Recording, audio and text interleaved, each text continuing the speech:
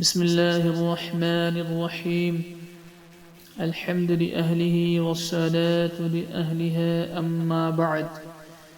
فأعوذ بالله من الشيطان الرجيم. بسم الله الرحمن الرحيم. قال الله تعالى: إن عدة الشهور عند الله 12 شهرا في كتاب الله يوم خلق السماوات والأرض منها 4 حرم. محترم ناظرین اور سامعین، یوں تو سال کے 12 مہینے اور ہر مہینے کے 30 دن اور ہر دن کی ہر گھڑی ہر وقت اللہ رب العزت کے پیدا کیے ہوئے ہیں، لیکن اللہ جل شانہ نے اپنے فضل اپنے کرم سے پورے سال کے بعد ایام کو خصوصی فضیلت عطا فرمائی ہے۔ ان ایام میں کچھ مخصوص احکام مقرر فرمائے ہیں۔ یہ محرم کا مہینہ بھی ایک ایسا مہینہ ہے جس کو قرآن کریم نے حرمت والا مہینہ قرار دیا ہے۔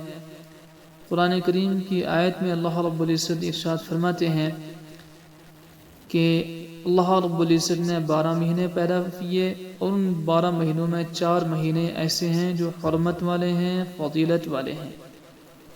انہی میں سے ایک مہینہ محرم کا مہینہ بھی ہے۔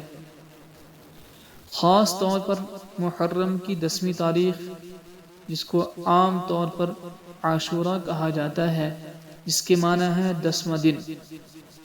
یہ دن اللہ تعالیٰ کی رحمت و برکت کا خصوصی طور پر حامل ہے۔ جب تک رمضان کے روزے فرض نہیں ہوئے تھے، اس وقت تک عاشورا کا روزہ رکھنا مسلمانوں پر فرض قرار دیا گیا تھا۔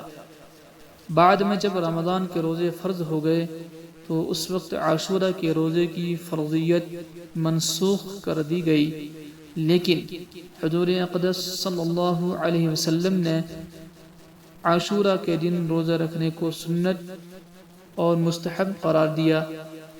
ایک حدیث میں حضور اقدس صلی اللہ علیہ وسلم نے یہ ارشاد فرمایا کہ مجھے اللہ جل شانہ کی رحمت سے یہ امید ہے کہ جو شخص عاشورا کے دن روزہ رکھے گا اس کے پچھلے 1 سال کے گناہوں کا کفارہ ہو جائے گا۔ عاشورا کے روزے کی اتنی بڑی فضیلت نبی اکرم صلی اللہ علیہ وسلم نے بیان فرمائی، تو اللہ رب العزت ہم سب کو عاشورا کا روزہ رکھنے کی توفیق عطا فرمائے۔